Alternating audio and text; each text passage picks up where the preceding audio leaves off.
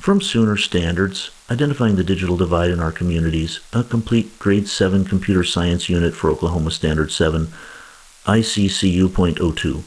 Students learn to identify real-world problems related to the distribution of computing resources, like internet access and devices, in society. Inside, a full teacher guide with pacing, misconceptions, and a scoring rubric,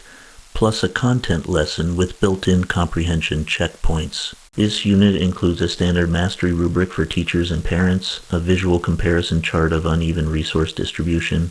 a CS Careers connection, and an AI connection,